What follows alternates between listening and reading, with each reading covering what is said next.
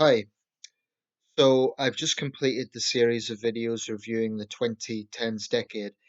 I will put a little caveat. I think my last two videos, this is kind of confession, those of probably 2018 and 2019 are definitely on the long side, a lot longer than I intended them to be. So I'm a little bit annoyed about that, annoyed at myself, but that's just, they're there anyway. I know full well no one's gonna sit and listen the whole way through, but they're there anyway for a record.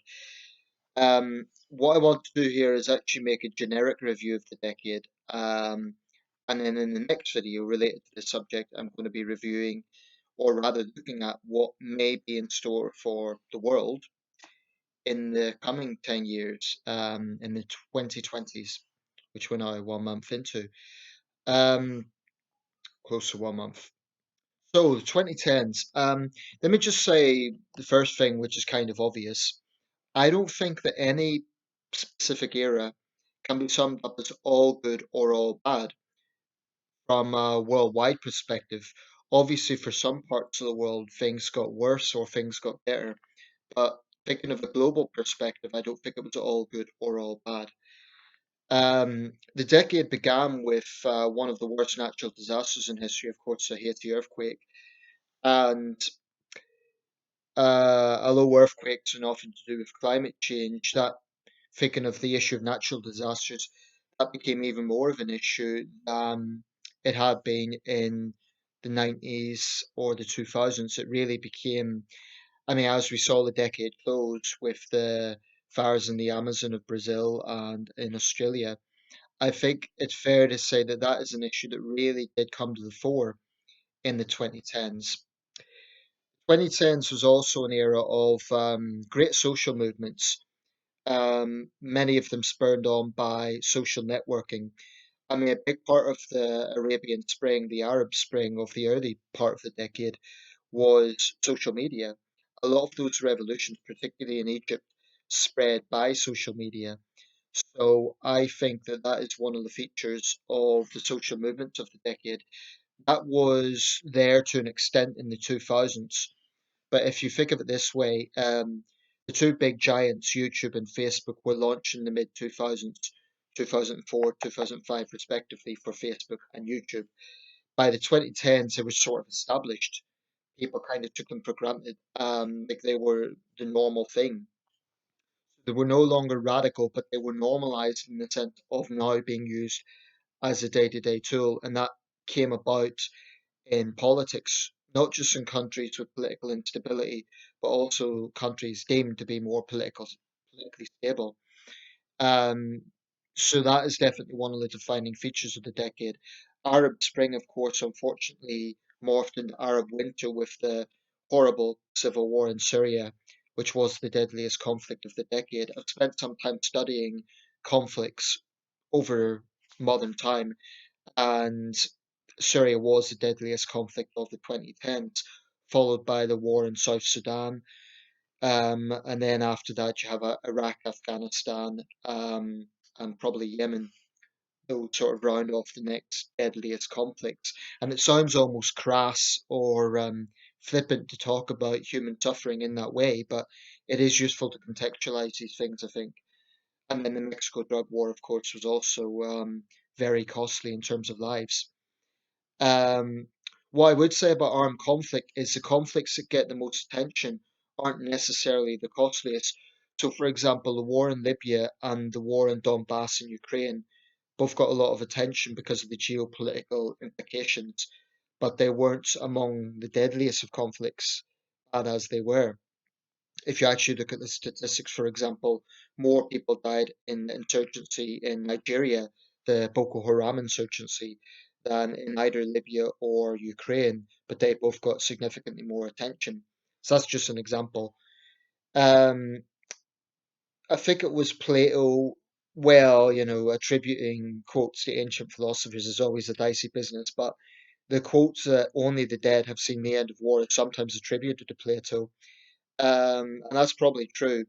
Actually, the overall level of conflict, that is to say, people being killed in armed conflict, is less now than it was in the 1970s. So that gives us some cause for optimism. On the other hand, the situation for Yemen and Syria today is far worse than it was 10, 15 years ago. So a lot depends also on regional context. And I think it's useful to look at this thing as we are now a century on from World War One. And of course, World War One commemorations were part of the decade. Um, a lot of commemorations actually throughout the 2010s. A lot of big events also, the centenary of the Titanic, 50 years since the moon landing, um, 50 years since the Kennedy assassination. All these important commemorations took place during the 2010s decade. And I always find that's a useful sort of tool to contextualize things. Um, in technology and science, it's a field I don't follow as much as I perhaps should. But I would say that definitely there was an increased focus on the future of space aviation and how we would, and definitely artificial intelligence. I think there was definitely an increased focus on that. Mobile phone technology, of course, really, it definitely escalated in the 2000s, but I think in the 2010s it really, really kicked off. I have to say, the decade is not that easy to define, for me at least, in terms of music, fashion, and cars. Those are sort of the three things, and film. Well, music, fashion, and cars in particular, if we look at those as three things for defining periods of time, we think of the 70s, it's quite straightforward. Yeah, people have flares, they had long hair, kind of the early 70s, the hippies, you know. With the 2010s, it's a bit hard to define because it's a bit of a mix up of previous decades. I mean, I'm not a musician. I'd probably be better placed to comment on this. I have friends who are into the music industry. They'd probably be able to comment more. But certainly, probably the increase of streaming services online, um, the the changing industry, and this is also true of media. So much more of the media, like I mentioned in a previous video, has now been adapted to online formats. So the traditional print press is in decline. It's now going to online format. So this is definitely one of the defining features of the decade. Um, the issue of human rights definitely came to the fore with persecution of people in Xinjiang and the Rohingya people in Myanmar, but also the issue of women's rights with the huge women's marches that took place with the Me Too campaign, um, with the Kony 2012 campaign would be another example. Human rights really became a major issue. Another major defining feature, I would say, of the decade was a de-escalation, an escalation of East-West tensions, much more so than the 2000s. And this kind of put the world in a slightly cautionary position. Perhaps not quite Cold War levels, but certainly if we look at the deterioration of West Russia relations, drastic deterioration, and West China relations, those are two very noble things. Indeed, the rise of China and the re-rise of Russia, one could say under Vladimir Putin, were two defining sort of phenomenon of the decade. Um, I mean, with Xi Jinping in China, I would also say it was a return of the era of so-called strongmen. And it's kind of ironic because on one hand, the world had fewer dictatorships than ever before. On the other hand, there were some countries that actually emboldened the position of their strongmen. So, in the case of China, Xi Jinping became the most powerful leader since Mao. Putin established himself as the most dominant Russian leader, probably since Stalin. Then across the world, you have Modi in India, Duterte in the Philippines, Erdogan in Turkey, Sisi in Egypt. So the 2010s, although it saw the spread of democratic ideals and social movements, many of them with similar themes in mind. And also towards the end of the decade, with the Yellow Vest movement in France, a sort of rise against globalization itself. What we also saw was the rise of the strongman and the rise of populism. So one may be tempted to draw an analogy between the 2010s and the 1930s in that sense. Obviously, there's going to be differences, but I can see some similarities, definitely some similarities. Two of the major features, of course, of this was Brexit in this country, which had geopolitical consequences, and also the victory of Donald Trump. The beginning of the decade, of course, Obama had been relatively recently elected, and it was sort of an era of optimism. Towards the end of his tenure, there was racial divisions in America, and Donald Trump got in on a wave of populism. So definitely in the United States, it was a turbulent era, perhaps unlike any seen since the 60s or 70s at least. And here in Britain, I would say we had quite a turbulent decade as well. Four general elections and three divisive referendums. If you compare, for example, the 2010s to the 1990s in the UK, we were definitely went through a very turbulent era. Four prime ministers in that period: Brown, Cameron, May, and Johnson. So it's not easy to sum up the decade in any one way, and I wouldn't say it was all good or all bad.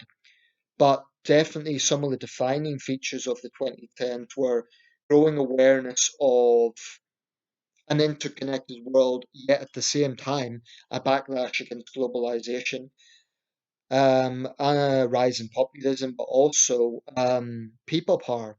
I mean, it sounds like a cliche, and there are examples of it in every decade.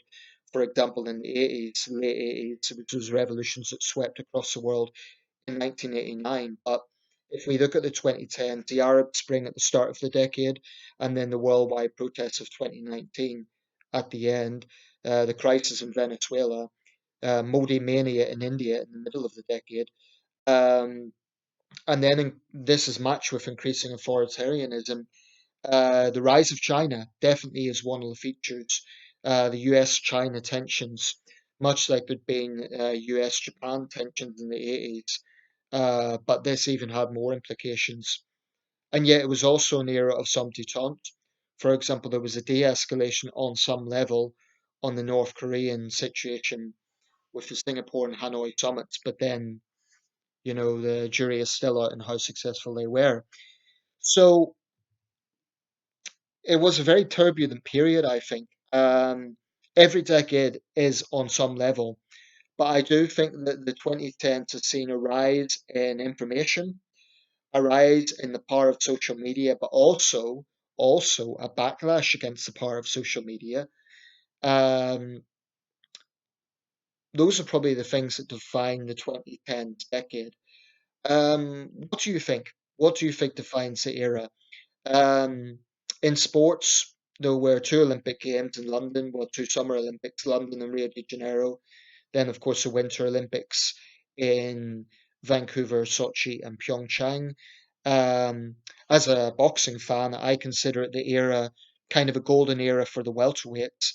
And whilst most of the decade was seen as quite stagnant for the heavyweights, the end of the decade, starting probably with the Klitschko Joshua fight, kind of saw another golden era for the heavyweights, comparable to the 1970s and the 1990s.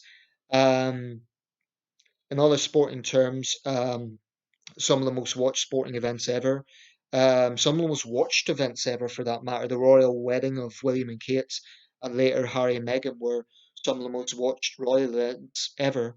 Um, the World War II commemorations in China were huge events. Um, the 2014 then 2019 general elections in India were the largest democratic exercises ever to have taken place. So there's a lot of ways to look at the decade. The next video I'm going to be looking at the 2020s. And a quick word about cinema.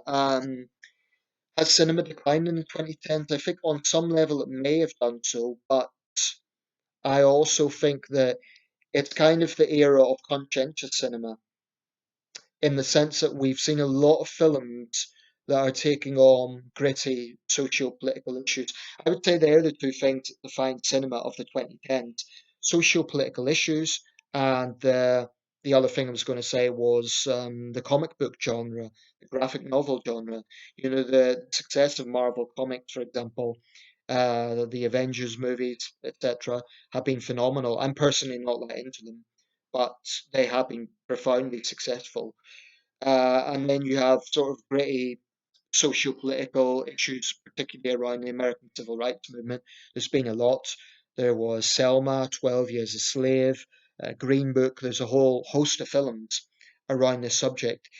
I would also say, in terms of the culture wars, the rise of identity politics, unfortunately, has also become a very defining feature of the 2010s. And finally, on the issue of LGBT rights, if the 2000s really brought awareness of gay rights, I would say the 2010s brought awareness of the trans issue more than ever before. That really became a big talking point.